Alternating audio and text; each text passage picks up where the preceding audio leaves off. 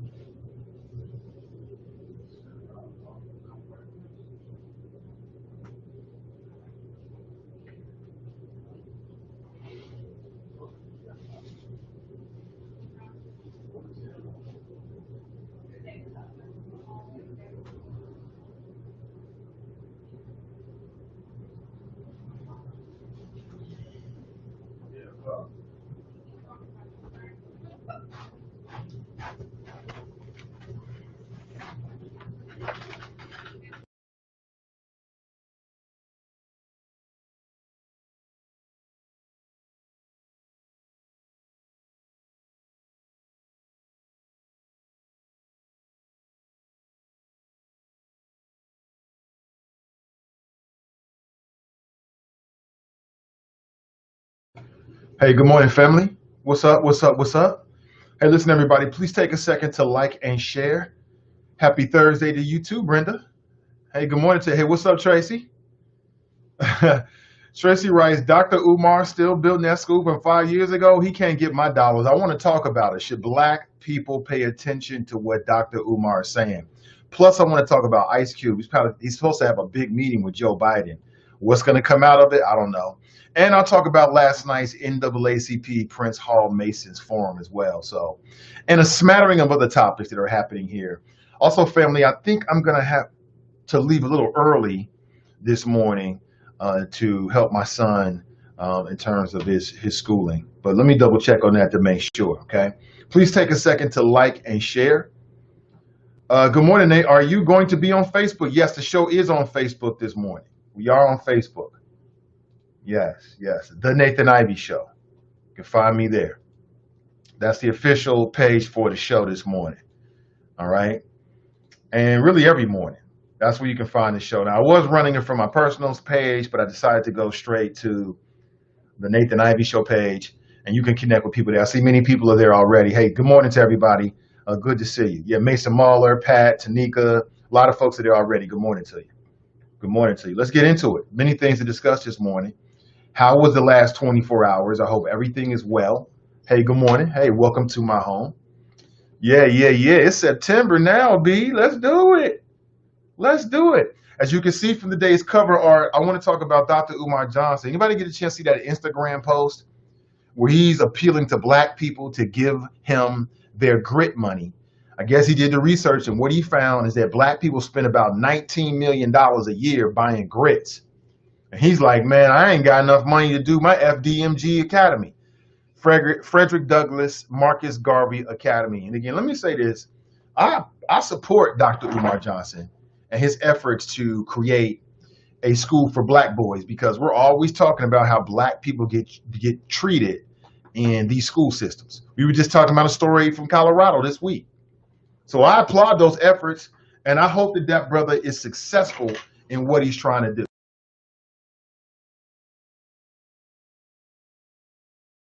I think Dr. Umar receives a lot of unnecessary negative attention. Oh man, you gonna share that with me? Oh, thank you. Yes. I think he gets a lot of unnecessary negative attention based upon what he says, because what he says is very controversial. But I don't know, man.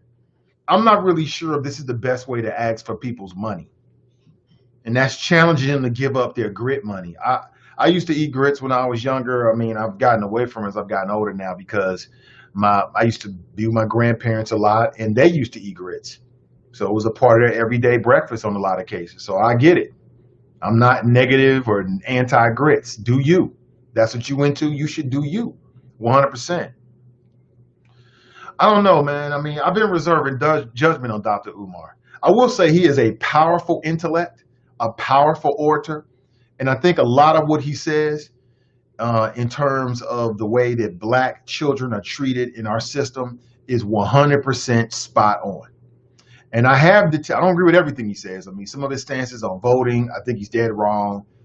And he's got his own personal stance on homosexuality. I mean, we can go back and forth on that. But I think his stance on voting is dead wrong.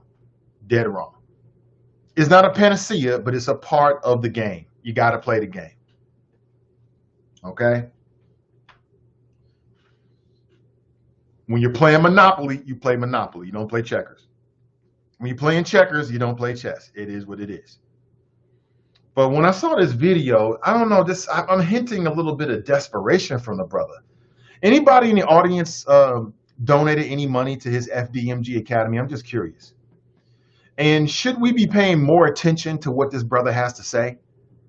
Should we be paying more attention to what he has to say? I don't know. I don't know. I mean, the internet has been clowning him ever since this came out. They've been clowning him super hard. I want to play a little clip for you here, and I want you to tell me what you think. Let me see if I can pull this up. This is from his Instagram page. So I'm hoping we don't run into any copyright infringement or anything like that. Hey, good morning to you. Welcome to the show. I want to play this for you if you haven't already seen it, because I think it's worth your time, and I can't do it justice. Okay, you got to see it for yourself. Okay, I'm gonna play this for you, and then give you a few flows on the other side. Should we be paying attention to what Dr. Umar is saying? He's saying he needs our help. Check this out. Did y'all hear that?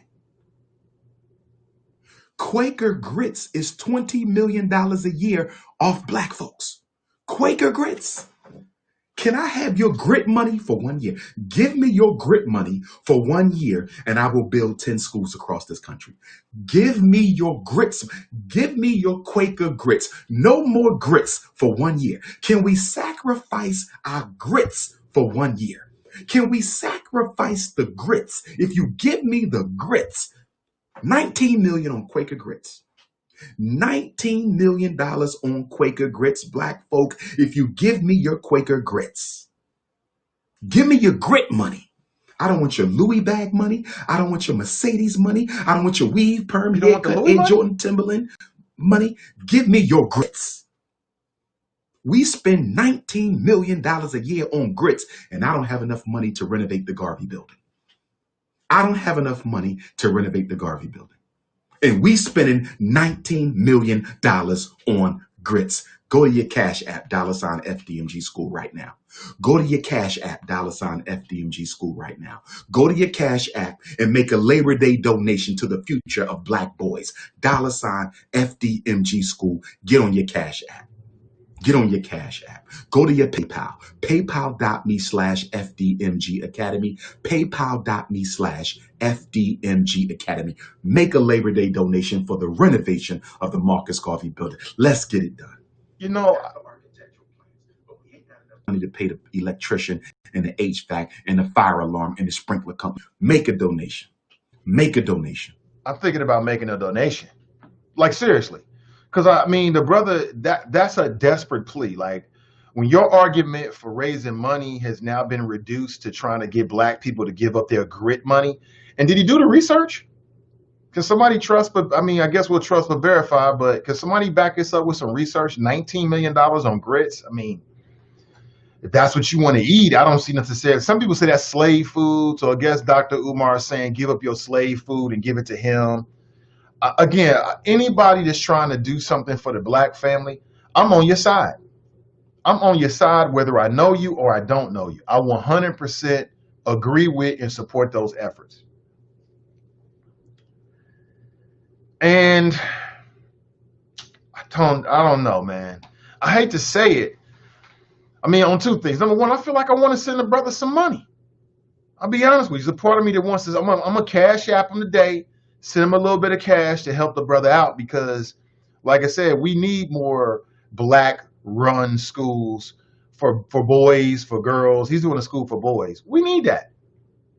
And this whole thing with his school, man, it's like somebody said 5 years, right? It's been a while since he's been trying to raise money for this. And is it the fact that it's hard to raise money, Or is it the fact that it's hard to raise money for this particular thing? I don't know, man. But what's your honest take? I want to ask you this. What's your honest take on Dr. Umar Johnson? Is he above board with this? Is he right? Like the essence of what he's saying is less about let's step away from his ask. Essentially what he's saying is that there's power when black people use their money in a more resourceful way rather than spending it on frivolous things. He said, look, I don't want your Louis money. Wouldn't it be better to ask for the Louis money rather than the grit money? You know, what about the Time Warner cable money? Should I send you that? What about the Popeye's chicken money? How about that? I mean, there's a hierarchy of money that black people spend, but he wants the grit money. Okay. 19 mil goes a long way. He said he'll build 10 schools with 19 million.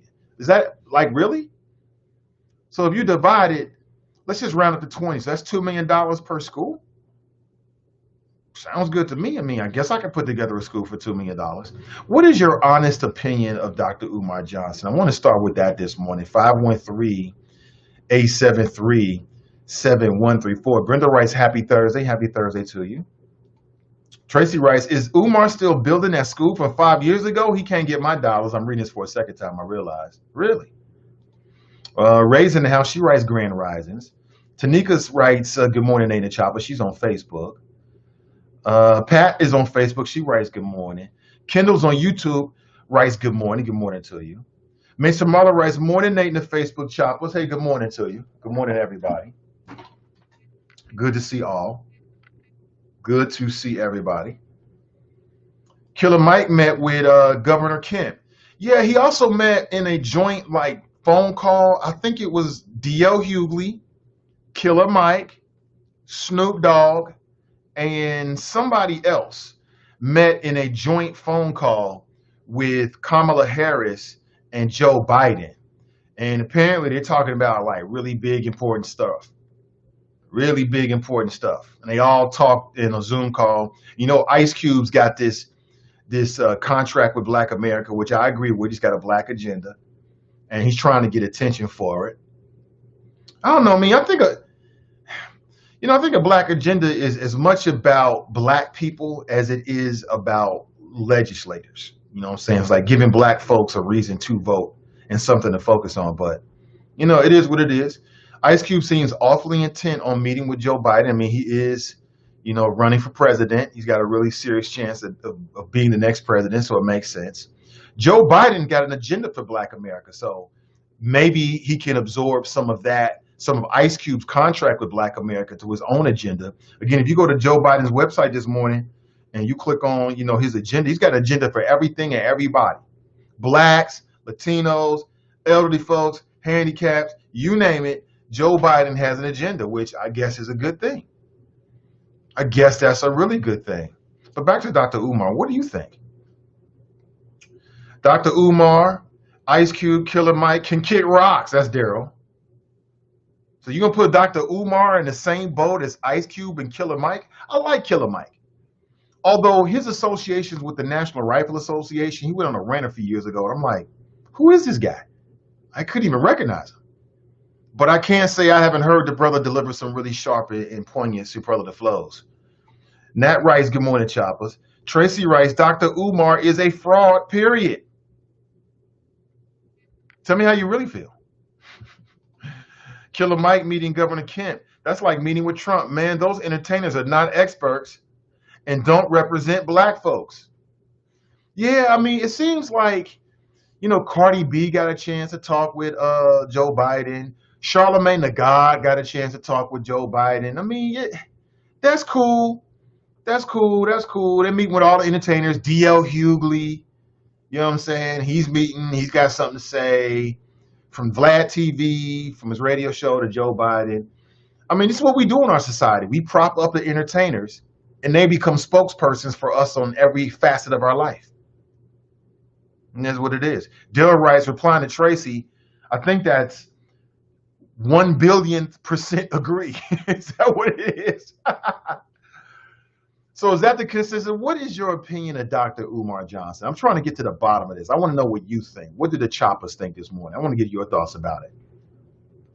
Brian writes, good morning. What's up with you, B? Cass, the boss, writes, good morning. Choppers, hey, good morning to you. Cassandra, good morning to you. Tracy writes, grantor retained income trust. Grit, is that right? Danielle writes, Umar, like anyone else, take the good and leave the bad. Can't deny he is definitely a good orator, but don't let that dupe you. I try to do that. So I try to take the good and leave the bad. I try to do that. And a lot of people go online and criticize Dr. Umar. I have not done that. But when I saw this video, I'm like, wait a minute. It's just, what's going on with this brother? I don't know how much money he's raised. It's not really my business. But I'm like, and from the outside looking in, there's been a lot of ups and downs with this. But I mean, as you can imagine, you're going to have ups and downs. You got a black man that's trying to build a school for black boys, and he's got a real sharp political edge to him. In this country, in this climate, in this system, you're going to run into some issues. I get it. Daryl writes, nope, to Umar. Damn. Sounds like a TV evangelist. You're right about that. I picked up on that too. And this ain't the first video that I thought was kind of questionable. You know what I'm saying? I'm not really sure if that's the best way. You know what I'm saying? Can he just start like a Patreon account or something like that? I mean, I know he's got a GoFundMe or something. I don't know. Danielle writes, ain't giving that man mom any money. Ain't seen the first school. Yeah, that's how people are. People want to see something before they start to invest in it. That's just the way, the nature of people. Robert writes, F that. Stay home. Stay away from my grits and shrimp. Now, he didn't say anything about the shrimp. He just wants the grits, but I guess that's your combination, right? Nat writes, give me your grit money. That's right. Oh, man. I kind of fell for the brother, man. I got to be honest with you. I did. Brian writes, I get what he's saying. He just can't be trusted. Okay. Robert writes, what exactly is his job? What pays him on a daily or weekly basis? I'm just saying. Tracy writes, I eat cream of wheat, clown. See, there we go. There we go. Charles, what's up, Charles? He writes, he's funny. Pat writes, Nate, your face. What was I doing with my face? Brian writes, can't have my grits money. I mean, what about the chicken and waffle money? What about the cow's milk money? I mean, there's a hierarchy to this, Dr. Umar. You went straight to the grits, man. That might be too much. Robert writes, give me your Popeye's chicken sandwich money. He definitely would have lost on that one. We already know. Tracy writes, have a car wash fundraiser. Fish fry, bake sale. You go old school, right? Ray writes, right, Nathan, where did he get his stats? I mean, where do you pull up this $19 million figure from? Is that a real figure, or where do you get that from? I don't get it. He says black people spend $19 million. Now, if part of the conversation is an analysis of how black people spend their money and how we can spend our money more resourcefully and make it into a real tool, okay, I'm here for that. I'm not really sure that he's hitting the mark. I'm not really sure that he is hitting the mark, in my opinion. I think he should get a fundraiser, somebody that's like got a history of fundraising, because some people are good at fundraising. It's what they do.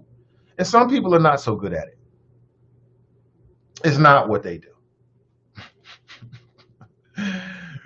Oh my gosh.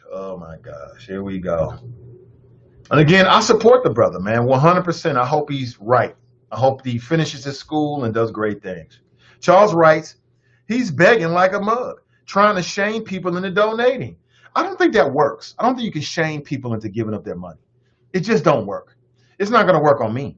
If anything, it's going to turn me off. Like, I was going to give you some cash, but now I'm not. I'm not sure that works. Robert writes, he can have my okra money. I hate okra. I enjoy okra myself. Tracy writes, Nathan, save your dollars. In 5 years, he will still be asking. But you know what? It takes money to build anything. It takes money. You know, if you're trying to build something like a school, it takes money. Like, He said the HVAC, the electricians, you got to have cable. You know what I'm saying? You might want to put a dish in there. You got to have plumbing. You got to have all these kind of things. Nobody's going to send their child to a school and it looks like trash. It looks like some back alley. So it's got to be presentable. It's got to be functional. You know what I'm saying? You got to have telephones. You got to have all this kind of stuff. I don't know, man. I wish the brother well. I wish the brother well. Jared writes, good morning, hashtag team and I. Good morning to you. Tracy writes, the fact that he can't get corporate donors is telling. Well, he might not want corporate donors. He might not want corporate donors. He might not want them. He might be like, you know what? I want to do this grassroots straight to the people, which I understand. Because you start taking corporate donations, and sometimes that can come with strings attached. He might say, look, I don't want that. And then, can Umar get corporate donations? I mean, he's such a lightning rod, right? He's again, I think the brother's on point with a lot of his flows. He came to Cincinnati. I got a chance to meet him. I sat there for it. He was screaming. I sat there for it. I was in the front row. I had to move to the back row. He was screaming so loud. But his voice, he's a very great orator. I think what the brother has to say and his message is on point. And he's a licensed psychologist and all this kind of stuff. It makes sense. It makes sense. Send money to Color of Change, not this guy. Damn, tough crowd. You could spend $2 million on furniture alone. He is clueless. Renee writes, good morning, everyone. Hey, good to see you, Renee. Robert writes, tell Umar black folks are on a healthy kick now. And no, he can't have my Quaker steel cut oats. Y'all wrong. Ray writes, the government, the state, city, county, take our dollars every day. There's hardly any pushback. Ray, speaking of the government, state, city, and county, how many people got a chance to watch the NAACP Prince town hall meeting last night, or forum last night? And so what was your impression of the candidates? What did you think? We had Charlie Winburn and Jill Schiller. Charlie Winburn is a Republican nominee. Jill Schiller is a Democrat nominee, and they're running for Hamilton County Treasurer. And I learned some things. I mean, just in my show prep and having a conversation like now, last night, I've got a better understanding of what the treasurer, the Hamilton County Treasurer, actually does. Like, be real here, be real with me. How many people, before you watch that, were clueless or had less insight as to what the treasurer really does? And as I listened to them talk and prepared for the forum, again, I got a better understanding of what the treasurer does. I think that's a very important position. And I think, for me, you know, all these elected positions are only as good as the people that are in the position. You know what I'm saying? Like, what we've seen with Trump is that depending on your mentality, you can stretch the boundaries of it. You know what I'm saying? To try to make it more than what you think it should be.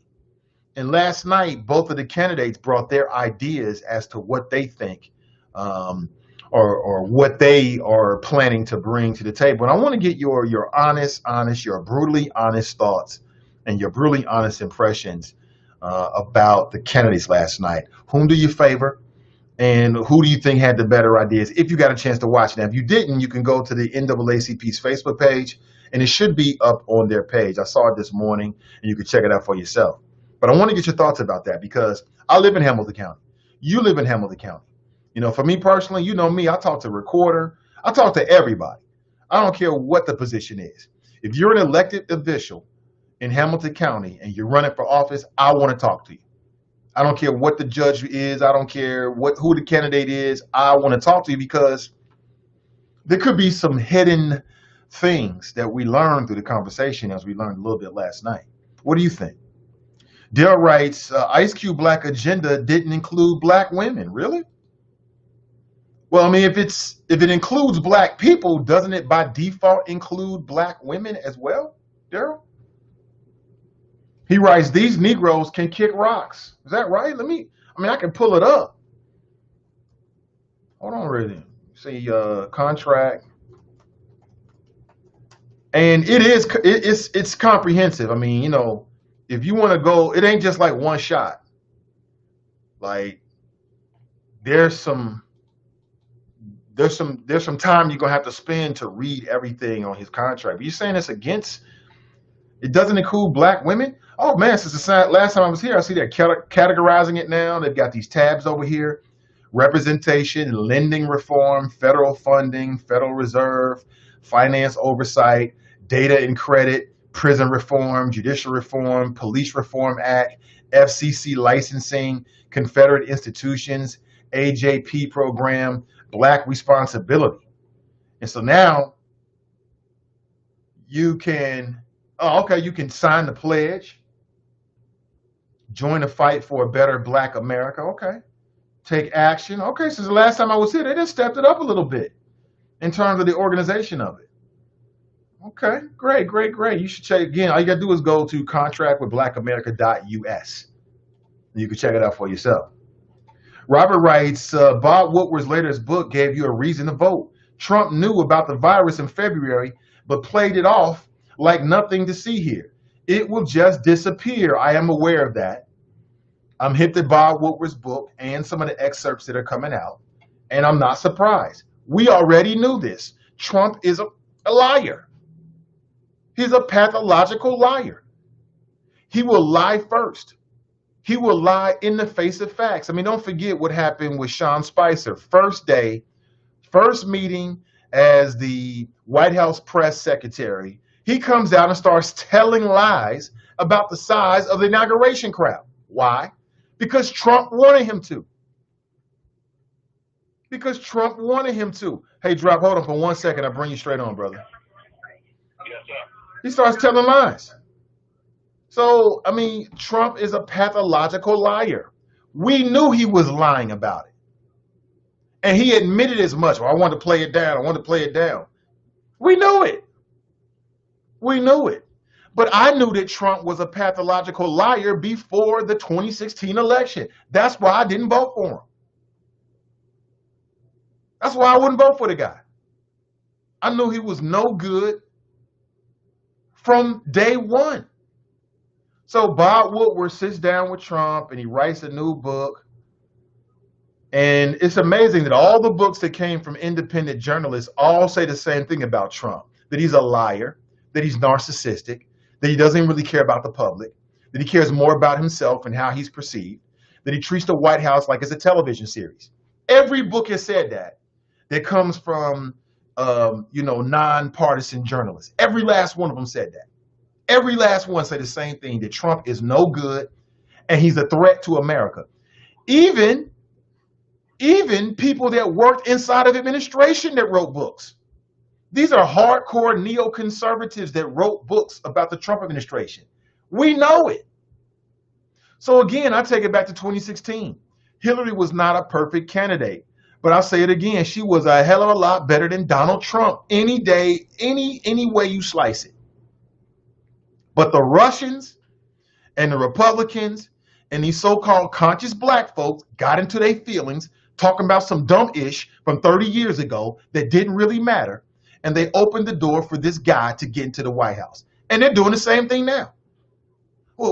Crime bill, 97 crime bill, 2000, I don't give a damn. What's that got to do in 2020? What difference does it make? And it can happen again. I see people run around, this, that, and the other when it comes to Joe Biden. I just can't get past it. Listen, Trump and the Russians and all of the big time money interests that are getting paid while Trump is in office, they want us to sit around and say, oh, there's no difference between the two. There's a huge difference between them. There was a huge difference between Hillary Clinton and Donald Trump. Don't fall for the okie doke. You hear people say things like, all politicians lie. Don't fall for that. Trump is on a whole new level. I was just reading this morning that there was an official from the Department of Justice who now has a whistleblower claim because this person is saying that the Trump administration was putting pressure on him to lie in the intelligence briefings that they give Trump, right? Like apparently Trump gets offended when U.S. intel says that Russia is trying to interfere with the election. What? That's because Trump wants to believe that he got elected with no help from the Russians. Like that offends him. But it's just not true. It's just not true. The excerpts from Michael Cohen's book, it underlines something that we already knew about Trump as well. That the reason why he's talked so much ish about Obama is because he wants to be loved and respected like Obama. This is what Michael Cohen, this is Trump's right-hand man. This is an excerpt from his book. I believe it. You can see it. You can see. You show me somebody that's always criticizing somebody else. They want to be that person. They like things about them. And that's how Trump is with Obama. He sees the love and respect that Obama gets from people across the board, and he wants that. But he doesn't know how to do it. And so it frustrates him. That's how I see it. So, yeah, I mean, I'm hip to that. The book, Bob Woodward. I know that Trump now admitted, and we already knew he was a liar.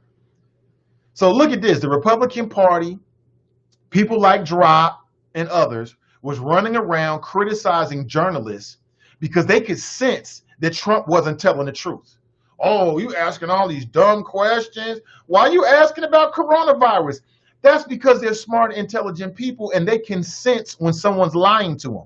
And then Trump comes out and says, well, yeah, I was playing it down. We know you were. We know you were playing it down. We know. We ain't surprised. But let's go to the phones. I said we got Drop on the line. Let me see here. Hey, good morning, Drop. Welcome to the show. Good morning, Mr. Ivey. How are you, sir? I'm doing wonderful, man. Welcome to the show. What's on your mind this morning?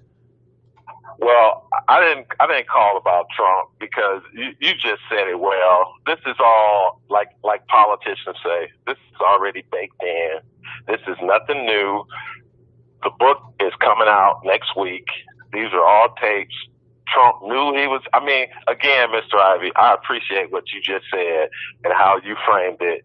This is no news. This is only intended to separate Republican voters from Donald Trump.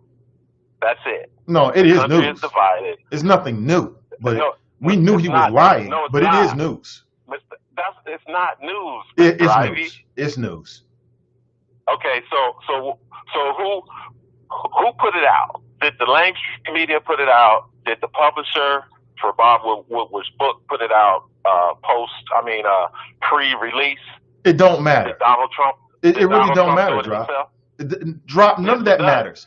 The only thing that matters. It's an election year. Yeah, It's it an doesn't election really year, matter who Mr. put it Ivey. out. The only thing that matters is that with this admission, we now know that Trump was full of ish all these months. Period. And while people like you and while people like you and other people were running around criticizing these journalists for doing their job, like I told you, we had this conversation many times. I ain't gonna let you get away with it. We had this conversation many times. I ain't do nothing. I'm just telling you, for months and months and months, you was calling in talking about, oh, they asking Trump all these dumb questions about coronavirus. Why they keep asking these questions? Now we know why. Because these smart, intelligent people could sense that the president of the United States was lying, and he just backed it up. Simple as that. Did you hear Dr. Fauci, America's doctor? Did you hear him yesterday on Fox News? No. Okay, he chose to go to Fox News. He didn't go to MSNBC or CNN. He went to Fox News after this whole thing dropped, and he confirmed that everything that Donald Trump was talking about with Bob Woodward in that recorded interview was information that Trump got from the CDC. Everybody was downplaying this thing, Mr. Ivey. No, everybody wasn't downplaying it. That's not true. Nancy Pelosi, the New York mayor. No, that's not true. Talking about, oh, yes, it's true. No, Mr. that's Ivey, not. look at the timeline. That's not true. But this is not why I called. Mr. Ivey, this is not why I called. I know Glenn from Mason sent you a text because he was talking crap on Twitter last night. Oh, really? What did he say? Talking about, Nate, make sure you call Little Drop X, Little Nas X, and see what he got to say. Trump got called live. And again, Mr. Ivey, this is only intended to separate Republicans from Donald Trump. That's the only intent. Again, Mr. Ivey, what are we not talking about? What are we not? What has not been in the news narrative for the last 2 weeks? Rioting in Portland, rioting in Kenosha, and the latest rioting in Rochester, New York. Okay, Mr. You mean Ivy. social Again, unrest as a response to unarmed black people being killed by law enforcement? Again, Mr. Ivy, and again, I know you didn't read the Breonna arrest report Not and yet. the investigative. Not yet. No, I will get didn't. to it though. But I understand. I understand. It's not about smearing people. It's about the truth. Donald Trump spoke the truth to Bob Woodward. He knew it was recorded, and everybody knew the truth. Everybody knew. So everybody knew he beginning, was Mr. lying Ivy. for months and months and No. months about a pandemic and slowing No, down I the didn't say that. response and costing I didn't say American that. lives. Put it all out there, man. I didn't say that. You I don't didn't have to say say it. That's why I that. just said it. Put it all out there. Okay? All I'm saying is, if you look at the timeline, Mr. Ivy, everyone was downplaying this. No, they were not. That's a lie.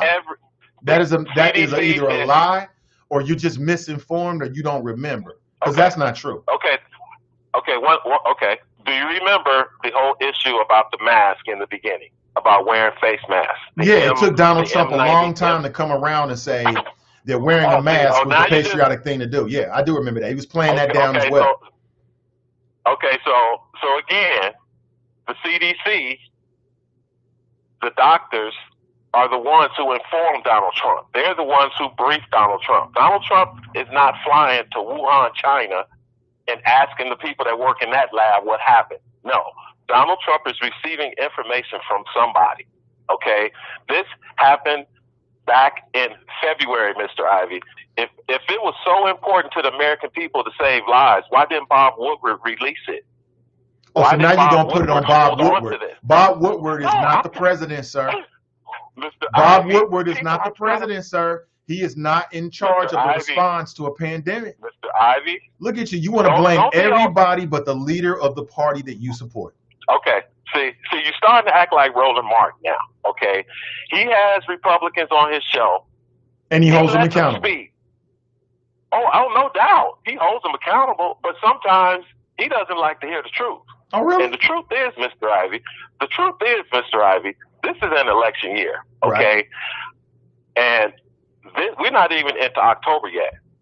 So there's also another story that came out yesterday about some whistleblower saying that Donald Trump was trying to shift information from domestic terrorism, from white supremacist groups, Right. over to Antifa. Right. Okay? Again, this is an election year. What the hell is a whistleblower doing dropping stuff now 2 months before an election? You're asking the if it's wrong not question. political? That's the wrong question. It's political. You're asking the wrong everything question, is sir. political, Mr. Ivy. You are asking the Everything wrong is question. political. The right question How? is, It was why rhetorical. is the President of the United States putting pressure on the intelligence apparatus and agencies to tailor-make Mhm. and bake information that fits his personality and his taste? Why is he telling Okay, first- the intelligence agencies to not brief him on what's going on with white supremacist groups? That's the real question. No, Yeah. Mr. Ivy, he was elected to be the commander in chief.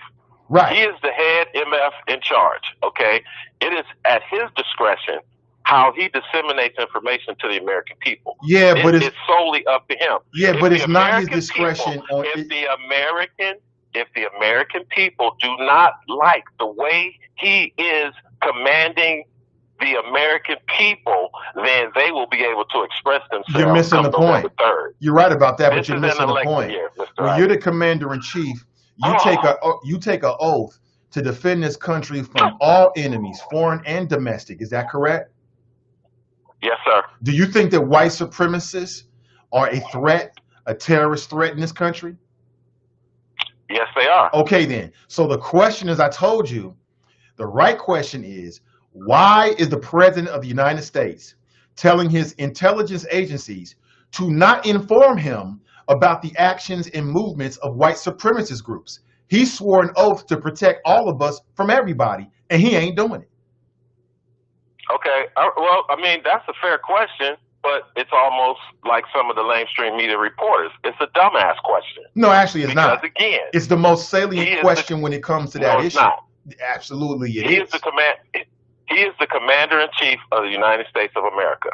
Governor Cuomo is the governor of the state of New York. So what happens in the state of New York is the responsibility of the governor of that state. Ridiculous. If the governor cannot handle it with the resources that the people of that state provide to him, then he will look to the federal government, i.e. the commander-in-chief. Preposterous. Okay. Now, again, like I said, this is not why I called, Mr. Ivey. Okay. If you will give me the opportunity, I wanted to talk about your main topic, which is Umar Johnson. Dr. Umar Johnson. And him raising money. Yes, him raising money for his schools. Have you ever heard of the Envision Centers? Envision Centers. Not top of mind. Yes. What is it? Yeah. ENVISION Centers. It is a initiative started by Dr. Ben Carson as well as Steve Harvey. Do you remember back in 2016 when Steve Harvey called hail from black people when he was seen at Trump Tower with Donald Trump? Yeah, he went in there. I'm sure you remember that. Yeah, he went up into Trump Tower. I remember that. Okay. And Trump sucked his soul out. He put a parasite around his spinal cord to control him moving forward. I remember that. Yeah. Like the movie Alien. You talking about that moment? Yeah, I remember that moment. Yeah, your gaming days are coming out. Just saying. Something on his spine. I'm just saying. But Mr. Ivey, a couple years after, in 2018, Steve Harvey was at some type of frat function. I forgot exactly what it was, but he explained the whole thing. So when he went there, you can find it on YouTube. Steve Harvey explained it. I dropped it on your timeline somewhere. And he explained what he talked about with Donald Trump. And Steve Harvey said, because he's from the hood, he got connection with all his initiatives that he started with his program with helping youth with his camps and all this stuff in the different cities across America. He said that he wanted to expand that to make like centers to where people can go for financial, kind of like what Dr. Umar Johnson's vision is for his schools. So Steve Harvey said that Donald Trump loved the idea, and they did it, Mr. Ivey. The first Envision Center ground was broken in Detroit. Okay. Now, if you go to the HUD website, the U.S. Department of Housing and Urban Development, and you put in the search Envision Centers, you will see they're opening up, they're breaking ground, They're starting the money to flow to these Envision Centers. So what are they doing? The country. I think there's one opening in Toledo. I mean, they're starting to go because the money. What do they do? What are these centers supposed to do? But see, here we go again, Mr. Ivey. You always talk about, well, not you, but people that you endorse. They talk about having a seat at the table. Okay, Steve Harvey caught hell when he went to Trump Tower to meet with the transition team. Donald Trump didn't even know why he was there. The whole story is out there. Steve Harvey said it himself. It all stemmed from the Obama transition team. Right. I remember the story. But my question, Droppy, is what do these Envision Centers do? What have they done? What have they accomplished? What do you mean?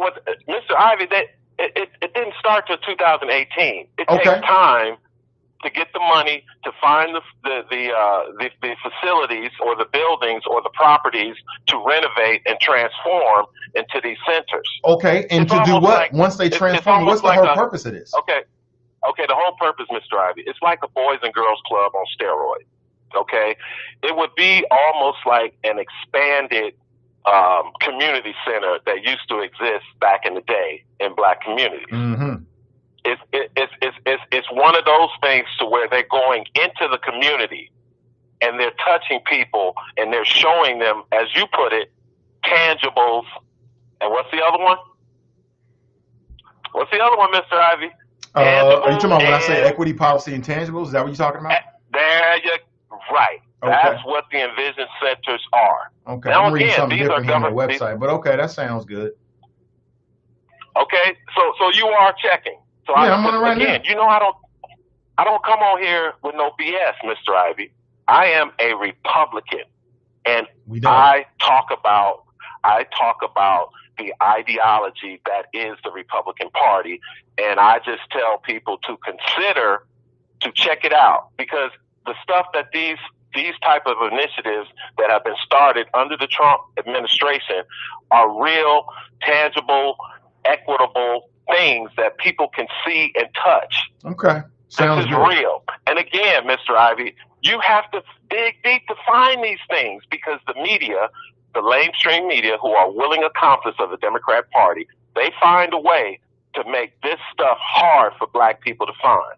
So Good. that's all I got. Yes, Mr. Ivey, you're reading the Envision Center. You know, I'm it's not coming impressed to so Ohio. far, but okay. Oh my God!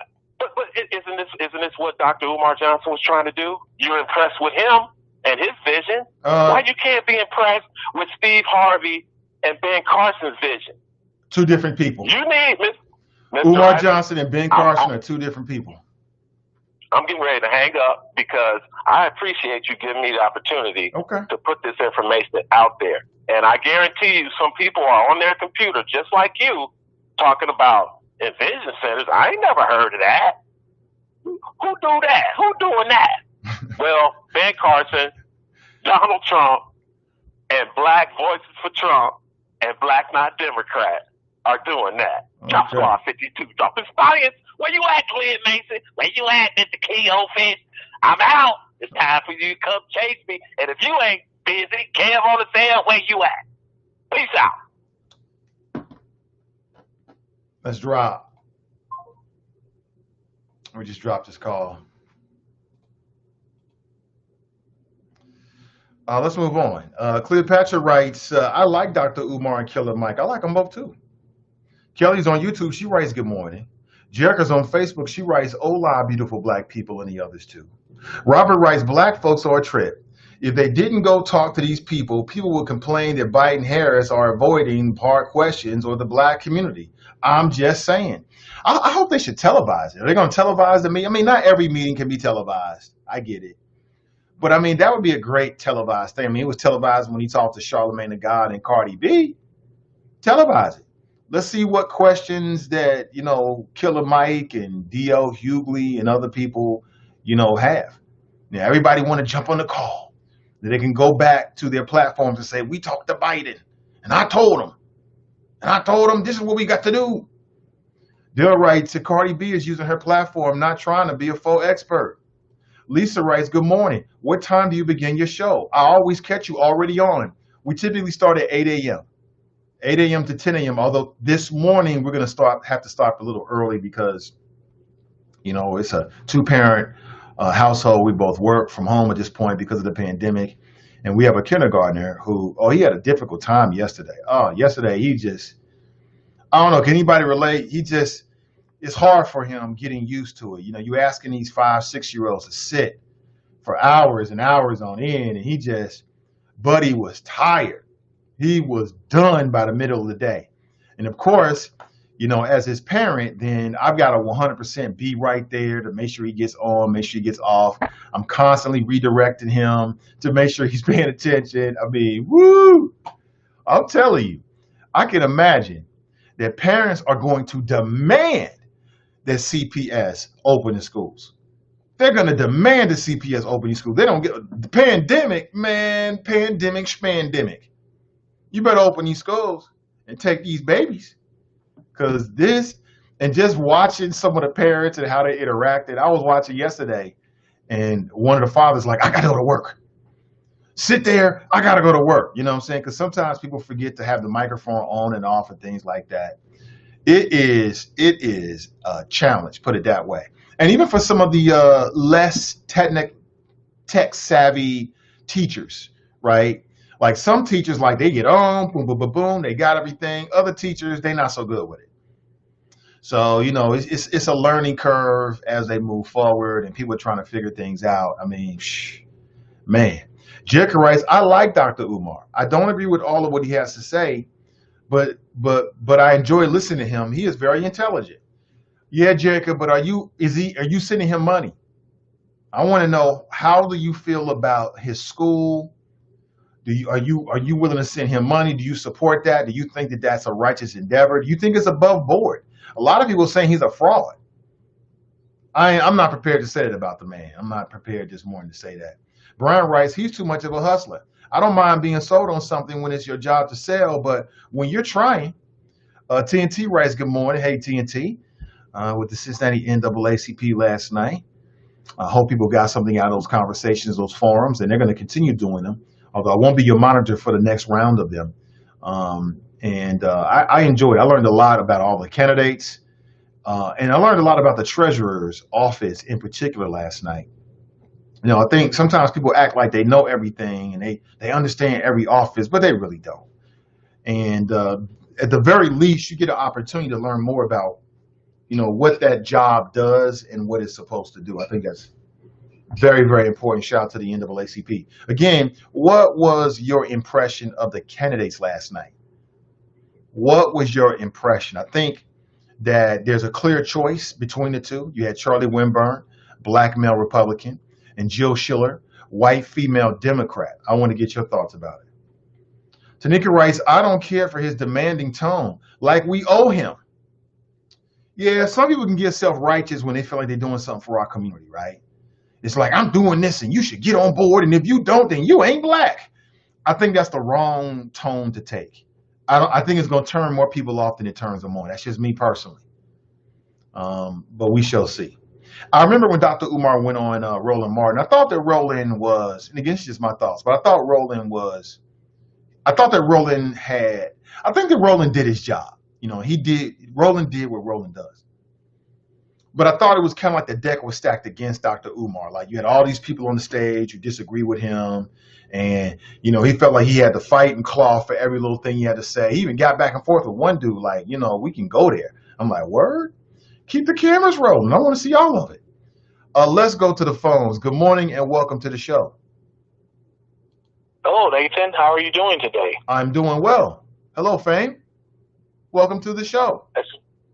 Thank you very much. It's always a pleasure knowing that my favorite morning entertainment and talk show host is having a pleasurable day.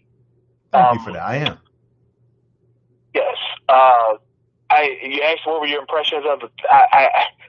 That was probably the weakest one of the forums that you did, and I had my fill of Charlie Winburn for over the past couple of weeks listening to those commercials that sound like a hypnosis session.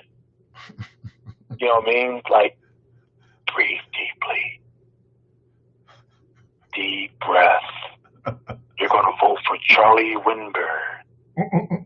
You know, it's just like, I just could not. I had enough of those commercials, let's be honest. You might hear them again. So get ready. Damn. You know, well, you know, the volume button, that's all I can say. You know, but yeah, you're right. He's talking to, you know, he's kind of rambling a little bit, talking over the lady, just kind of tripping over himself slightly. If that's proper to say. He's just one of those guys who I just ain't feeling, you know, in politics. Just never felt him and never will. I mean, no disrespect to him. I'm sure he's an honorable man. But he's just, every time he pops up, it's something else and, you know, recycling the same. And never mind, because he supports your show, so I don't want to diss him. I don't want to sound like I'm dissing him. I apologize. Because if he supports the show, I rock with him. You know what I mean? What did Dr. Umar do now? What y'all mad about now? I'm not mad. I just want to have a conversation. But Dr. Umar is appealing for black people to give up their grit money. He says that on a yearly basis, black people spend $19 million buying grits, edible grits, and he needs that money for FDMG Academy. On grits? Grits.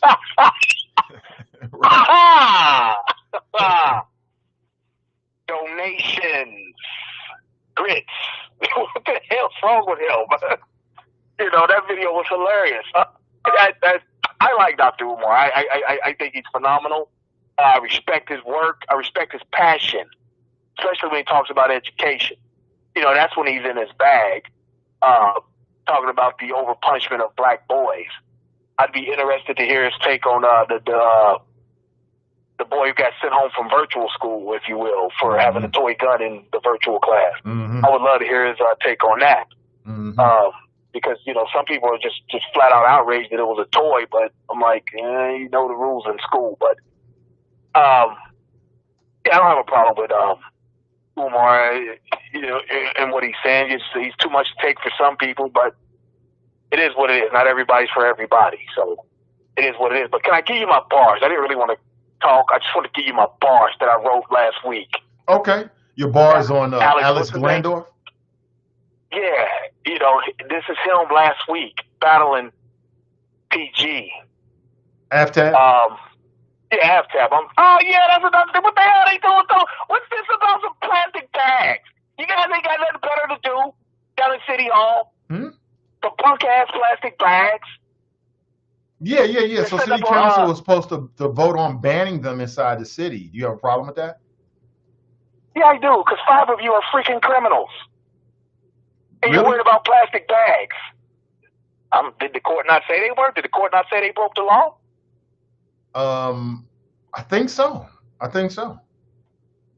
that's what I'm saying.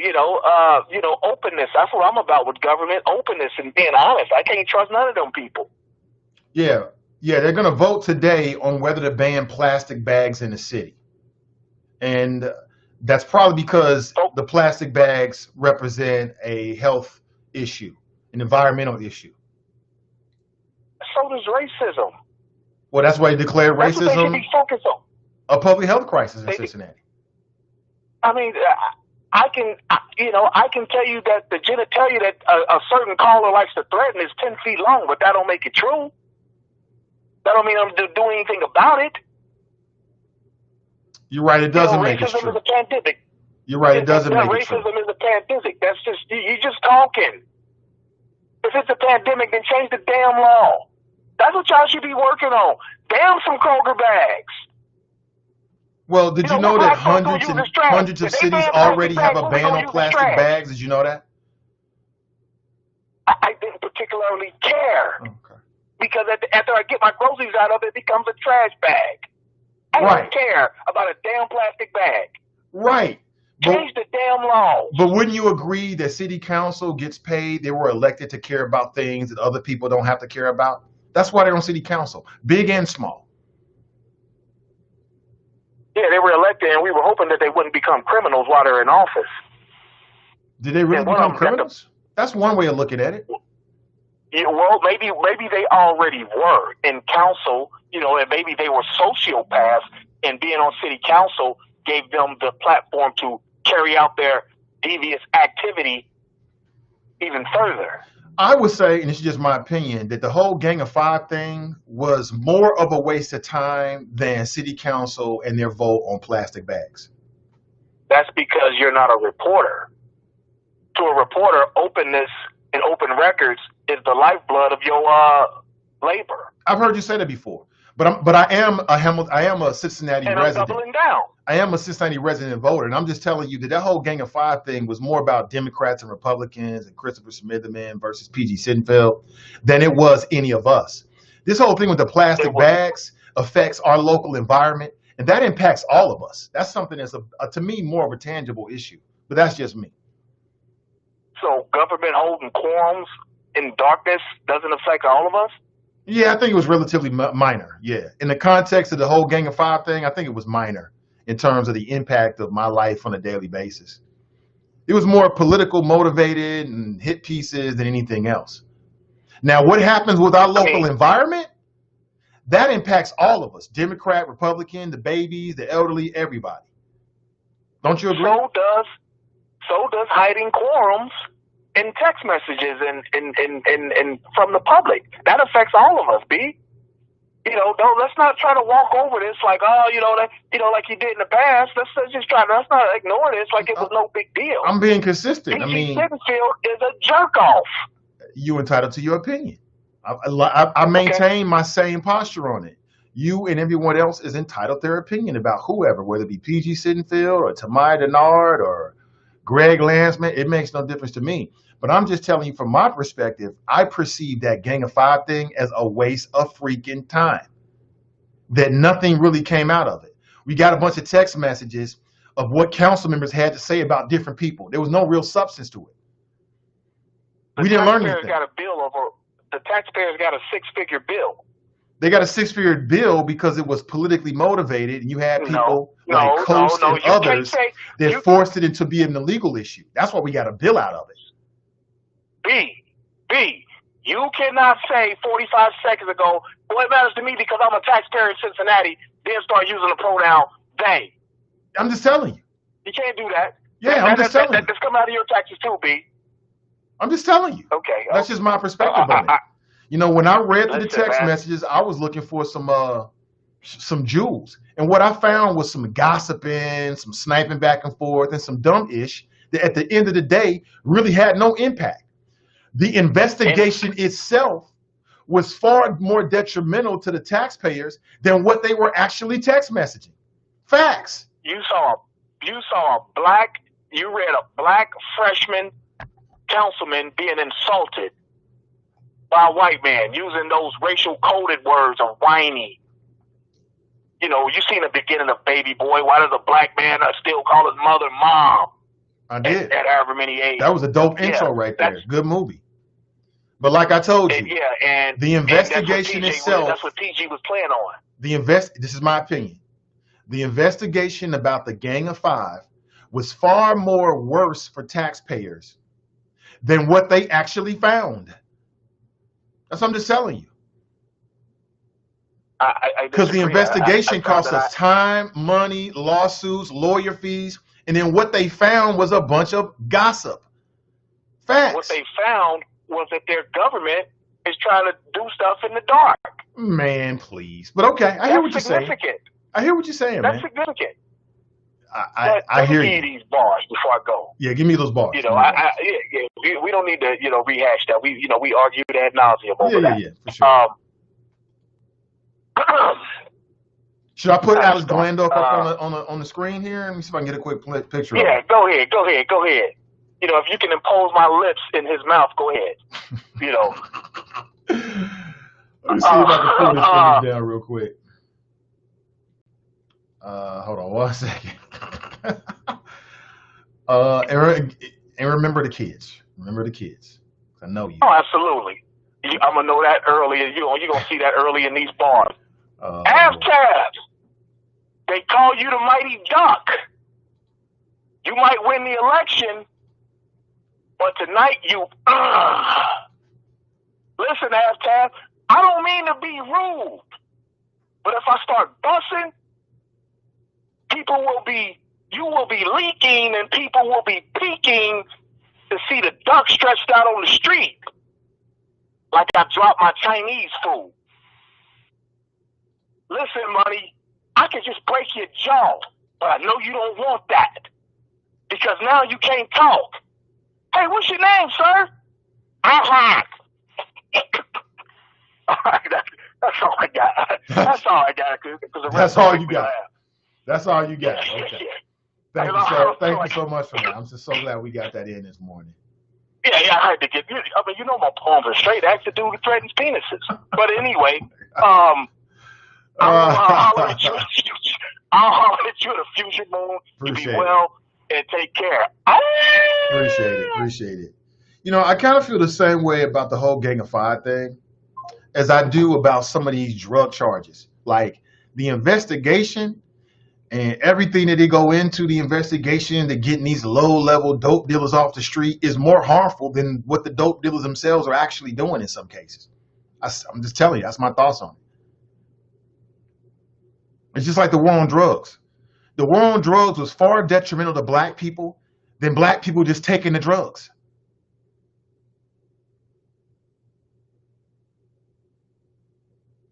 I mean, they spent all that time and energy, local media spent all that time and energy on the Gang of Five text messages, only to find some damn gossip. Some gossiping back and forth, and who said this, and I like this person, and this, that, and the other. It was a waste of time and all politically motivated. Now, this thing with the plastic bags, again, I'm not saying I got all the details, but I mean, I care about the environment. And if in any way this will have a positive impact on the local environment for our children and our children's children, okay, go right ahead. A lot of cities are doing this already anyway. So I don't have a problem with it.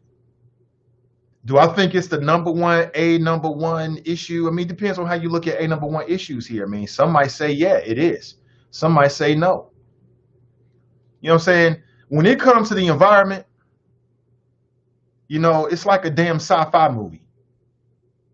Some humans are going to wait until the damn end to say, you know what?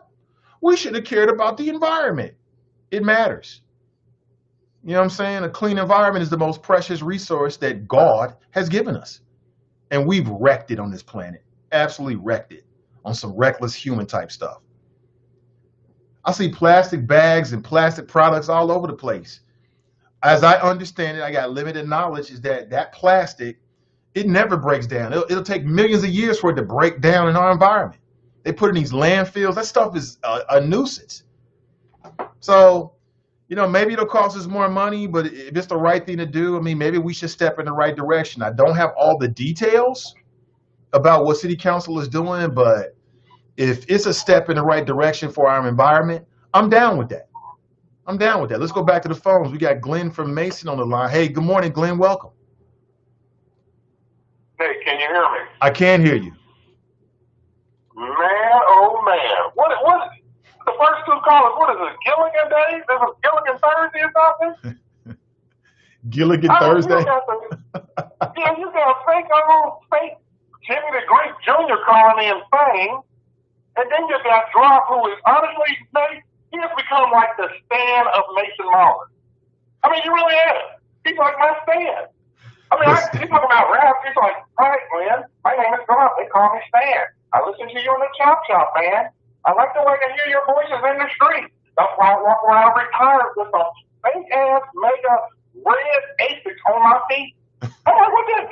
Man, this is crazy, man. This fool actually called in and talking about Mario Cuomo, Andrew Cuomo, Bill de Blasio, not having the support of the federal government during a freaking pandemic. Am I missing something, Nate? That's what he said. I mean, really? You got fans talking about, well, they spent 6 figures on some freaking text message scandal. Guess what, fans? They were able to dig up $35 million for FC Cincinnati one day. But we talking about 6 figures. You see how this works, folks? You see how this works? That's why I call them the Yorkie wolves. They'll show up at a Joe Dieter's campaign event like super spreaders and then take all that crap over to the west side. I mean, I called in about Bob Woodward's book and his case. And of course, you know, I'm like, just like the first day of school, you know me, man. I'm all in. I watch every show. Every show. Nate, the man downplayed the pandemic from day one. And you're right, Nate. We always knew he was a liar. We knew that Robert Gibbs was a liar when he was talking about the inauguration club. You know the biggest difference, Nate? Robert Gibbs' lies didn't kill people. Mm-hmm. That's the difference. Robert Gibbs? Sean Spicer? Excuse me? You said, did you mean Sean Spicer? You said Robert Gibbs. Sean Spicer. Sean Spicer, right. Excuse me. Sean Spicer, yeah. His lies didn't kill people. This president knew when you look at the tape, he knew on February the 9th, Nate, that this was a serious thing. He told Bob Woodward, like, oh, this is not like how you touch people. You know, and Donald Trump goes back, you know, this is not like how you touch people. This is their wrong. So you just can't, like, not touch because I don't touch because you don't touch. Like, what the hell did he just say? I mean, this is what we're seeing, Nate.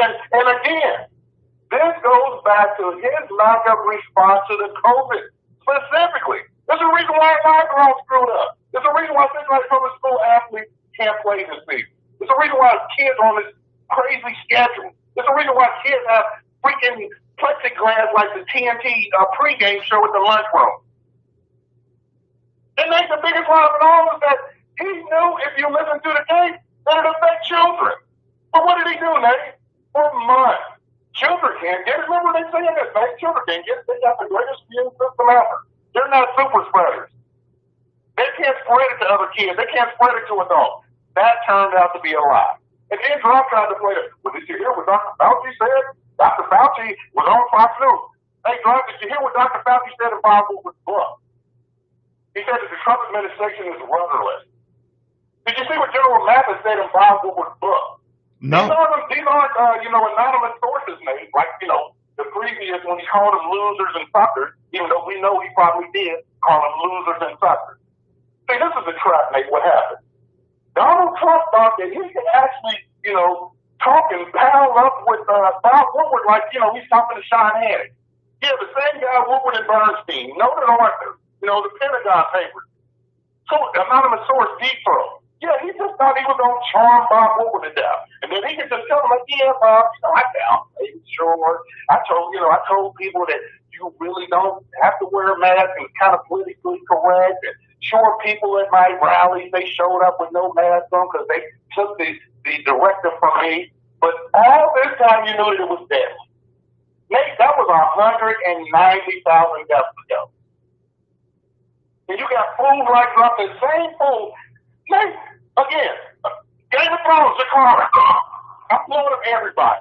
That's the same fool. They take a special type of Negro and call in on back-to-back days, making an argument for the killers of Breonna Taylor. This guy talking about, what's that fool, the officer Titus or Tatum, who he trying to say, yes, you should listen to this guy. We know who he is. He's like Trump's finger, folks. We know exactly who Tatum is.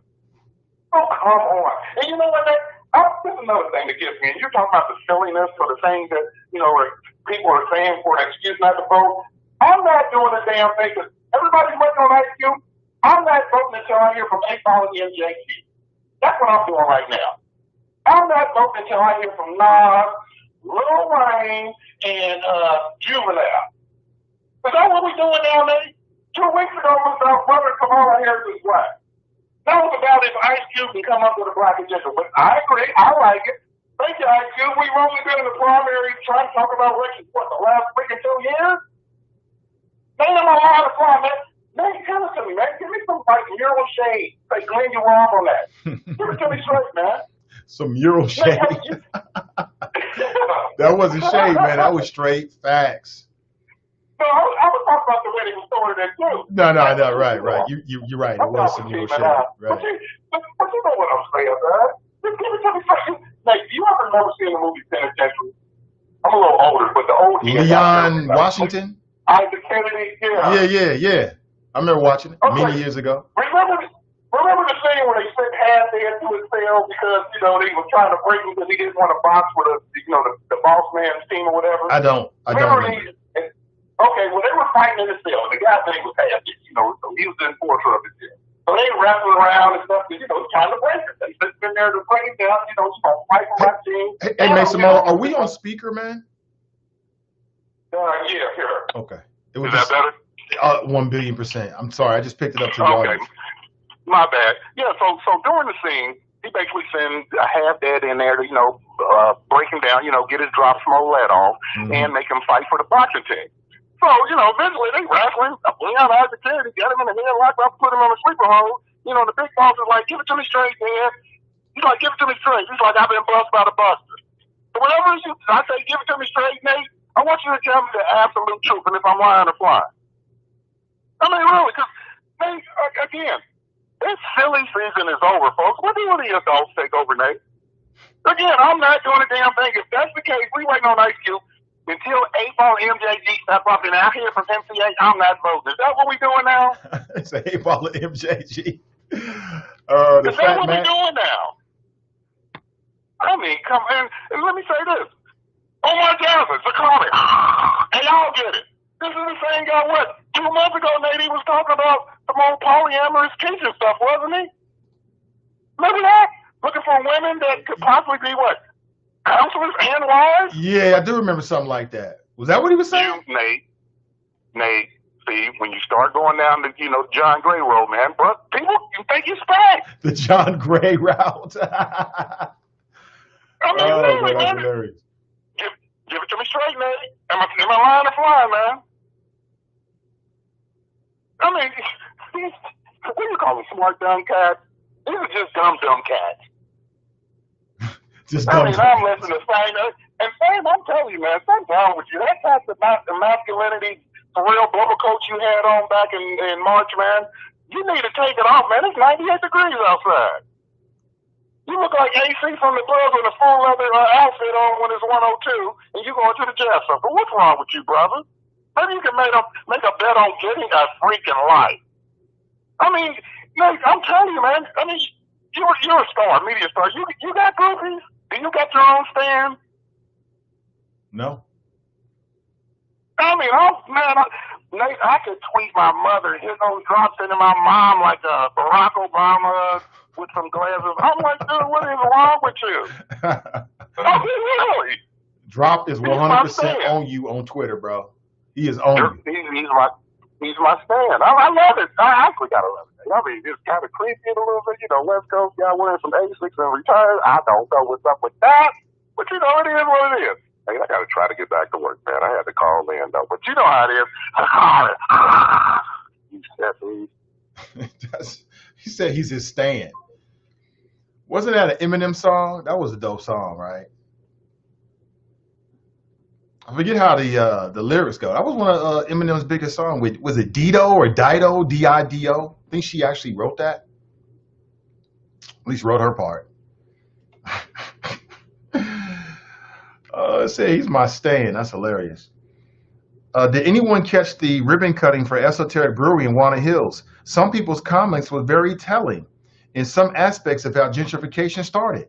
Is that right? I see some folks posted inside the Friends Who Like the Nathan Ivey Show. That's a Facebook page. And welcome to join if you're not. I didn't get a chance to watch a lot of it. I saw some of it. I saw Alicia Reese was there. I saw the mayor was there. And what's significant about this is that the Esoteric Brewing Company, and I think they were helped by, what was the name of the folks here in the city of Cincinnati? But anyway, it's minority owned, black owned. I think there's a couple of partners there over in Walnut Hills. And, you know, I grew up in Walnut Hills. I remember being a little G, you going back 30 years ago and walking all through there. I remember there was a whole bunch of black owned businesses there. There used to be a pawn shop in that very same building right there on the corner, People's Corner, right? And I remember going in there and buying stuff and trading, getting gold and stuff like that. And, you know, the neighborhood has changed. You know, Walnut Hills has been, if they want to call it gentrified, it has changed dramatically. But I grew up there, you know, a little black kid on Hackberry, you know, walking over to the store. It was different times then. My grandparents would send me to the store to buy stuff. You could buy cigarettes. They used to buy stuff on credit. Hey, just give them this, just tell them it's the Jacksons, right? And they'd write a little note on there, and you could buy stuff on credit back when you still had mom and pop neighborhood stores, black owned. The neighborhood done changed. Shout out to Dean's Barbershop. You know what I'm saying? I know there was an effort to try to push Dean's Barbershop out. I'm glad he's still there. They had the nerve to put another barbershop on the opposite end of the same block. There's already a barbershop there. It's called Dean's Barbershop. Shout out to Dean. First place I ever got my haircut was at Dean's Barbershop. Used to give my haircut all the time. Black on. He was a pillar and remains a pillar in that community. And part of what makes that place so attractive is people like Dean. Is Dean okay? It's been a while. I haven't gone past. I think my uncle still gets his haircut there. Yeah, me and Dean, man, we go way back. Got nothing respect for those brothers, man. I used to sit there and listen to the brothers talk about sports or whatever, waiting to get my haircut, and you get over there. Everybody wanted to get a haircut by Dean because he was the tightest in the barbershop, right? And it was just a motley crew of different characters, all good people that worked in and was walking in and out of the barbershop. But Walnut Hills done changed. Walnut Hills done changed. You know what I'm saying? I mean, there's some aspects of it that I like, and there's some aspect that I wish was still like it used to be in terms of all the black-owned businesses. But I hope they're successful with Esoteric. And one day, that little People's Corner is going to be electric, like over the Rhine. It's going to be electric. It's going to be electric. It's going to be the place to be. One of the places to be. And I think they're hoping that the Esoteric Brewery is going to be an anchor for the, some would say gentrification, some would say development of Walnut Hills. And they may very well be. You know what I'm saying? Because, you know, there's a segment of the population that loves to go out and drink. They love to go to the bars. They love to bar hop. They love to try the different, you know, different types of beers. You got beer snobs and beer aficionados, and then they like to try the different beers and do beer crawls. That is big business here in the city. I think that's a prime location too. It's right there on the corner. I'm telling you, that's going to be an electric spot in a couple of years. And I was privy a few years back because I was looking for a place for Sin Digital Media. I was privy to kind of walk the neighborhoods with some folks from the Walnut Hills Redevelopment Fund and back under their old leadership. And we just kind of walked through that entire strip, and they kind of talked about what the plans were. This is years ago. They got big plans for Walnut Hills. Big plans. It's going to be electric. And I see the storefronts and everything they said was going to happen is happening right now. And I'm excited for Walnut Hills on some levels. You know what I'm saying? I don't want black folks and people from the old neighborhood to be pushed out, but it's already like that. It's already like that. Woodburn Avenue. Man, I remember going to Woodburn Avenue when every shop up there was black owned and cats was out there. It was like a little Harlem. It ain't like that no more. It's a little different. And they do have some black owned storefronts, but I'm talking about 100%, not just people renting the storefronts. I'm talking about 100% like black folks was there in a big place. So I didn't get a chance to watch all of it. I hope they're successful. You know, I say the same thing about everybody. I hope that they're successful with Esoteric Brewery. I wish them the absolute best. I don't really drink beer. I was never a beer drinker, but after my cardiac event, I just went straight super, super clean. So I don't drink at all and will never drink. If I hit the lottery for $1 billion, I wouldn't celebrate by drinking any beer. So I'm on another level with that now. But for people who are into drinking, go right ahead. Have your fun. Spend your money. You know what I'm saying? Enjoy yourself. Enjoy yourself.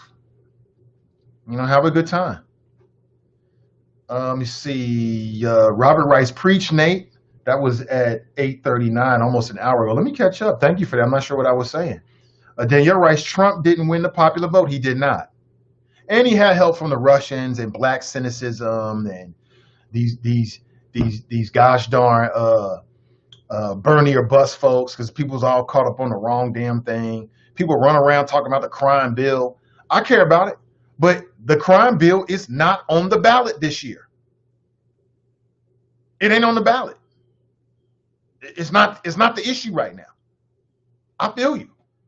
You know what I'm saying? I mean, some of these same folks swear they adult and they conscious. Well, then be an adult and focus on what's in front of you. What happened 90 years ago or 30 years ago and back in the 90s, it's relevant to a point, but you're going to have a few choices for president. That's all you're going to get. That's all you're going to get. You're going to get the Democrat nominee, the Republican nominee, and third party. Those are going to be your choices. Now, you can do what John from Princeton did and write in Mickey Mouse, or I think he wrote in Zawa, right? The Lone Ranger, some dumbass. You can do that and invalidate your ballot. Go right ahead. Go right ahead and do it. You know what I'm saying? But I bet you some of these same folks that's criticizing either the parties have yet to go to their websites and actually look at their policy proposals. That's what we should be looking at. All this stuff about what happened in the past, I feel you. It's relevant. It's relevant to a point, but only to a point. The most relevant thing is, what are you going to do in November? That's the only thing that matters. These are not my favorite candidates. I would have chose some other folks, but it's what we got. Cleopatra Jones writes, it's funny how black folks arguing about what white man should be your leader, LOL. She got a point on that. Danielle writes, Electoral College chose Trump. I think it's to change it, but until they do, it is what it is. David writes, you see it correctly, Nate.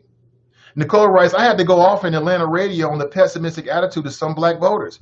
We don't have time for that when you have a lying, unapologetic, narcissistic, racist plutocrat president in office. Register and vote. I'll say it again. The Russians were smart.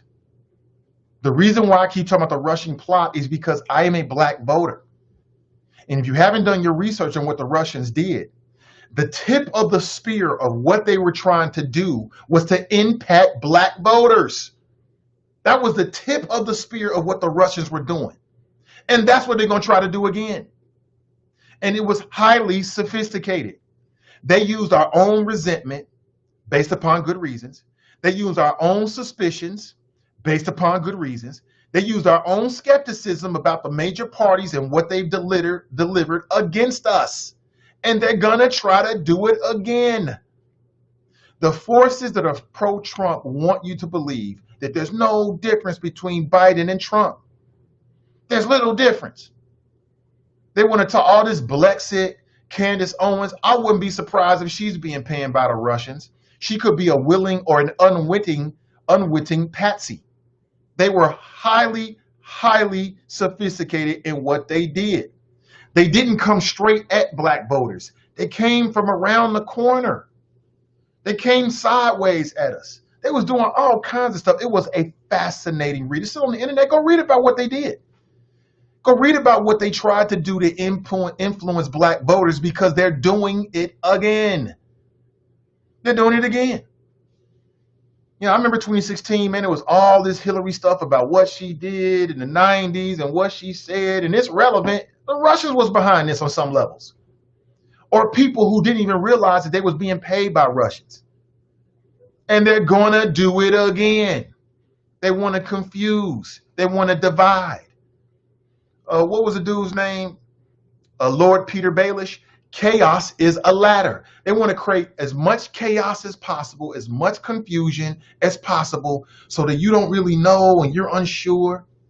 Like I said, the easiest way to influence somebody is not to try to change their mind. It's to push them in the direction that they're already facing in. They're already stepping in this direction. Okay, we're going to push you a little harder here. That's the best way to influence somebody. To my conscious black folks, don't let them use that against you again. Well, I ain't going to vote because I'm on some conscious ish because I just can't get over this. That's what they want you to do. I'll say it again. If you're trying to influence somebody, it is far easier to push them in a direction that they're already facing rather than trying to turn them around and point them in a new direction. It's super easy. So, oh, okay, you feel that way? I'm going to turn up the heat the way you already feel. That's what they did. Read between the lines. I mean, you go research it right now and tell me if I'm wrong. That's exactly what they did. And they used black voters. That was the tip of what the Russians were doing with their social media campaign. And they're gonna do it again. Because they know that black folks got a problem with this country. So rather than trying to convince you to not have a problem, they just exacerbate. They just amplify. They just push you in some ways gently, in some ways not so gently, in a direction that you're already facing. It's genius. Don't fall for it. Do your research. Look at the policy proposals. Look at the substance of what these folks are proposing, and base that on that. All this other stuff, again, it's relevant to a point, only to a point, because the decision's gonna be made in November. You can be a part of the decision, or you can sit your ass out on some black conscious stuff and let somebody else make a decision for you. Now, how conscious is that? How conscious is it? How can you call yourself a conscious black person and you're going to let somebody else make your decision? Because you're on some conscious stuff. It don't make no sense whatsoever. They're using your smartness against you. It's the smartest thing in the world. The smartest thing in the world. I'm just going to push you harder in a direction that I see that you're already in. Yeah, push you straight off the deep end. And that's what they did in 2016. Bernie or bust. I'm so mad at these damn Democrats. They was in the bag. Oh, okay. So good. This was better than Bernie. This was better than Hillary, what we got. Oh, okay. Okay, meanwhile, your internet freedoms are at stake. To all my digital creators, all the creators folks out there, they don't talk about it because it's one of the realest and most substantial issue that nobody's talking about, and that is net neutrality. There is a huge difference between Trump and Biden. One is for it. I'm for it. One is against it. That will be Trump. That right there alone is enough to get my vote. And if people, I'll spend more time talking in detail about it. If people really know everything we do during the pandemic is virtual, it's online. If people really knew, that's enough right there. But you got these so-called black conscious folks out here running around talking about, I don't know what I'm going to do, and I just can't do it. Man, you better go do some damn research. Anybody who says that ain't doing no research. You are not researching the policy proposals of what these two candidates are proposing. You're not, because you could not be and still have that opinion. It is impossible. It is impossible. I don't care who you are and what you say. It is impossible. It is impossible. Man, I got to make a move here. It's 9:39. So I feel you on that. I'm with you with this TNT. Like I said, I mean, I think there's a place for all these discussions. I think there's a place for these critiques. I think that candidates should be held accountable for what they've said and done in the past. But in November, there's a decision to be made. Period. What you gonna do, homie? Because the forces for Trump, and again, if you ain't been making no money during these last 4 years, then what the hell are you talking about? If you haven't been coming up, if you don't see more opportunities, then what's your problem? What's the debate? What have the Democrats done for you? Blexit, get off the plantation. There might be some truth in it, but the best con has a little bit of truth in it. The best cons have a little bit of truth in them. That's how they sink you. That's how they get you. If they were telling you an outright lie, you recognize it. They tell you a little bit of truth up front, like, yeah, you know what, they're right. Then they hit you with that dumb-ish, and you don't know the difference. Like, wow, maybe I shouldn't vote. I'm not voting. I can't in good conscience vote for this man because 20 years ago, he voted on something. Huh? What? That don't make no sense. That's dumb-ish. Go to their website. Look at what their policy proposals are. Compare them. That's more relevant to what we're talking about in 2020. I'm just saying. Just saying. David Rice, slop turd calling from a 2K train. So y'all wrong for that, man. Y'all are wrong for that. David Rice, hold drop accountable. No drop, only Trump played it down, and he has already said, Mr. Ivey 10 times, make that 11 times, right? 13 times. Oh, so when you were counting how many times he said Mr. Ivey. Yeah, I mean, Drop tried to say everybody was playing it down. That's not true. The Democrats was like, Trump is crazy. These journalists in the White House press corps was like, wait a minute. Why are you playing this down? Why are you trying to, this is serious. So no, Trump was doing it. And now you got the Republicans running around trying to hold his hand and make him look better, saying that the reason why Trump lied is because he didn't want to scare people. Now, I don't know about you, but I'd rather somebody be straight up with me. Just tell me, straight up.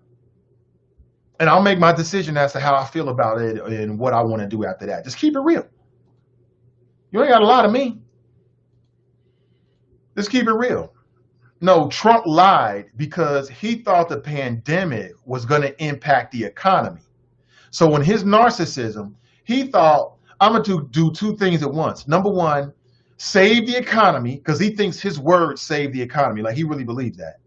And number two, make myself look bad, because since he wasn't doing enough and the infection rate and the death rate was going up and everybody was blaming him, that made him want to play it down even more.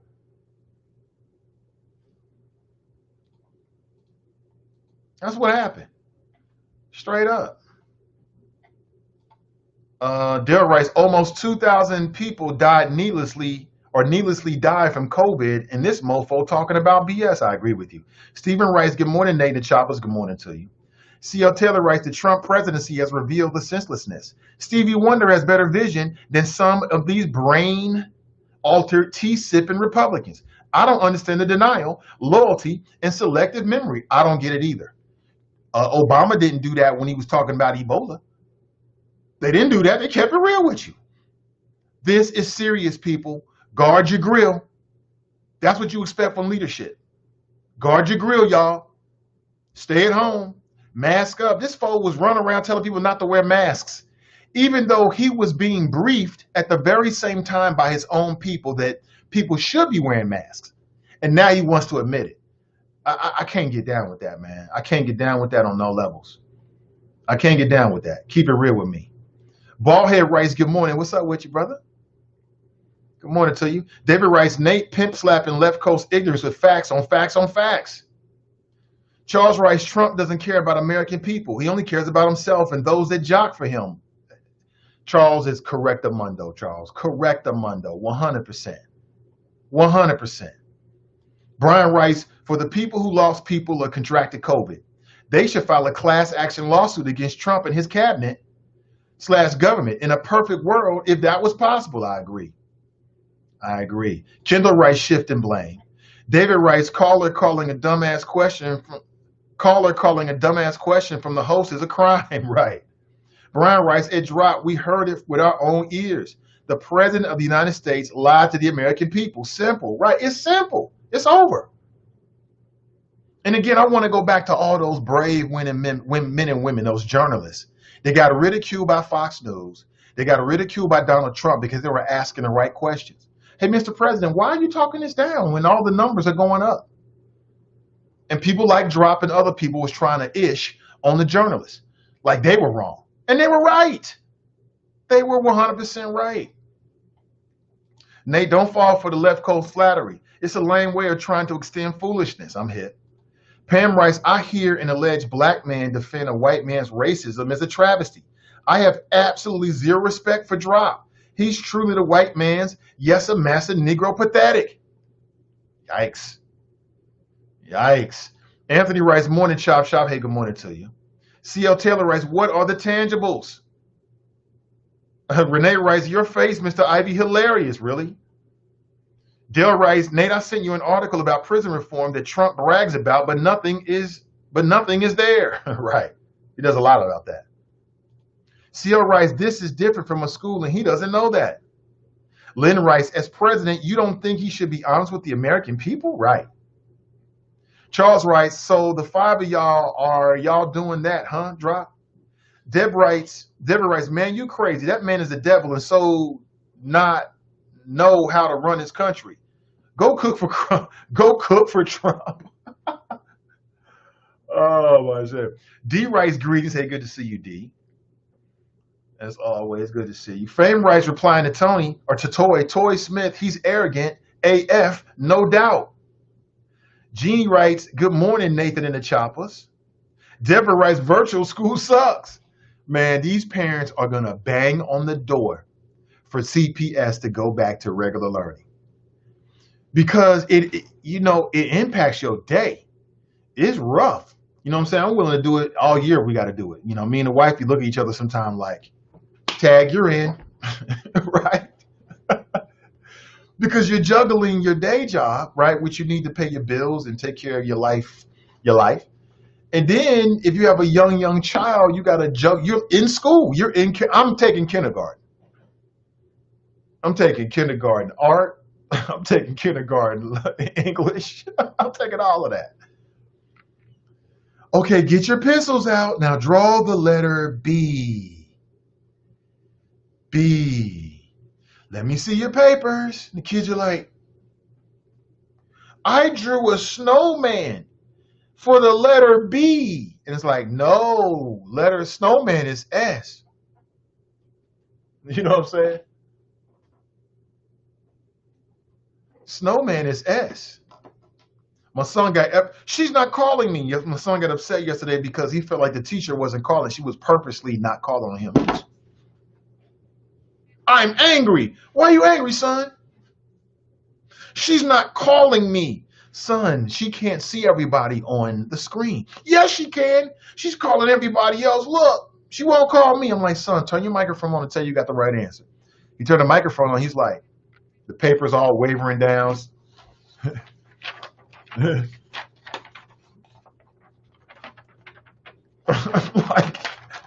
like, these parents, God bless you. God bless the parents and teachers. I hope we all get through this together. He's like, can you see what I wrote? The letter B. He's like, no, we can't see it. All the kids are like that in kindergarten. It is funny. It would be funnier if I wasn't doing it. Like, because it's not as funny when you're doing it and you're like juggling phone calls and you got stuff to do and all this kind of stuff. You're trying to respond to emails and I'm on my Facebook page. I'm trying to do all these kind of things. But it's hilarious. All right, show your paper.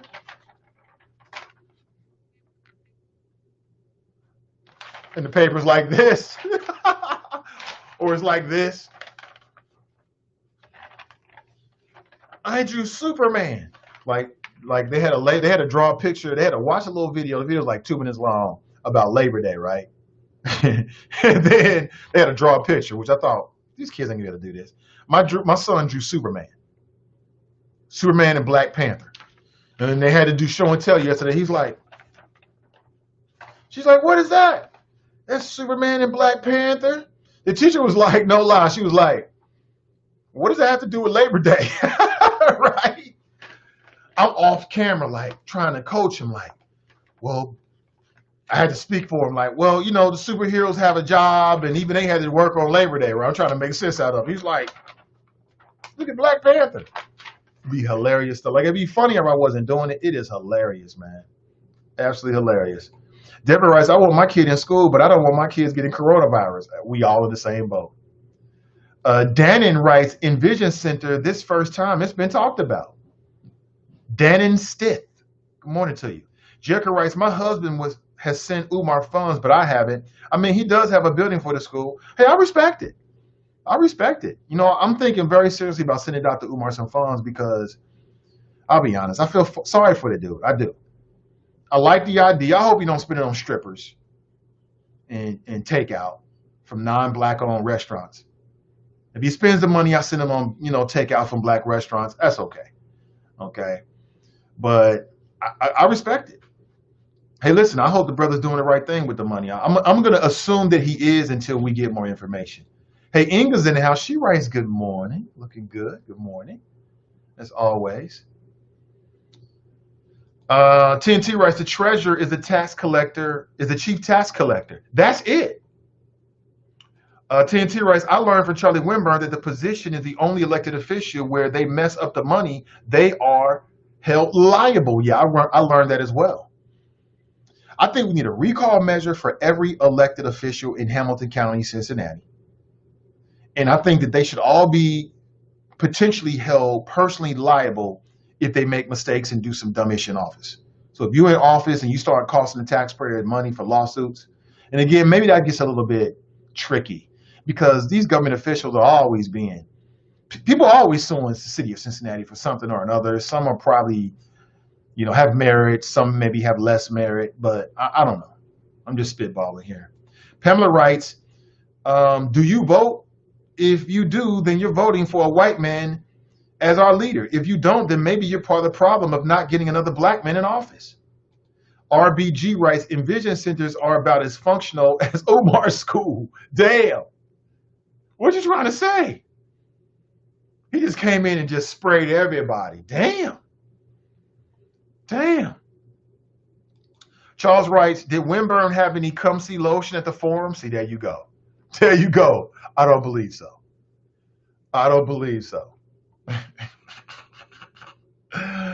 TNT writes, I learned that Jill Schiller does understand the plight of black people and is teaching her child tolerance and racial equality. So her characters seem authentic. Somebody said about Jill Schiller, they felt like she didn't have a lot of depth to her answers. Hey, Carolyn, she writes, I hate those commercials and I don't care for Windbag either. Damn. Tough crowd. Pamela writes, Charlie Winburn was well prepared for the forum. I feel he has the experience and knowledge to handle that position very effectively. I just hate that Winburn is a Republican. It's time for him to leave that party. What? Oh, man. Yeah. Charles writes, Jerica, he goes in on Section 8 welfare mamas, does he? Ballhead writes, I'm going to keep eating my grits. Cam writes, how was the forum last night? Sorry, I missed it. Hey, good morning to you, Cam. I learned that Winburn supports Black Lives Matter, but don't like what he called liberal extremism that he believes infiltrated it and states how Black Lives Matter isn't as favored as it was. Deborah writes, we need plastic bags. CL writes, plastic bags are top news story. Black Lives Matter hasn't changed. People project their expectations and perceptions on Black Lives Matter. You can go to the NAACP Facebook page and watch it there. Hey, listen, folks, I got to make a move. I know it's about 6 minutes into the top of the hour. I want to say thank you so much for being here. I'll be back with you tomorrow and better than ever, and we'll chop it up. I'm still having some issues with my audio equipment. I've got to replace my my mixer, and until I do, I won't be able to do the live stream, the audio live stream from straight to Spreaker, but I will post it after the show so you can check it out, and people can check it out if they're interested. Have an excellent rest of your day. All right. Remember our motto: winners focus on winning, losers focus on winners. Stay focused and stay winning. And we'll talk real soon, family. I'm Nathan Ivey, and I'm out.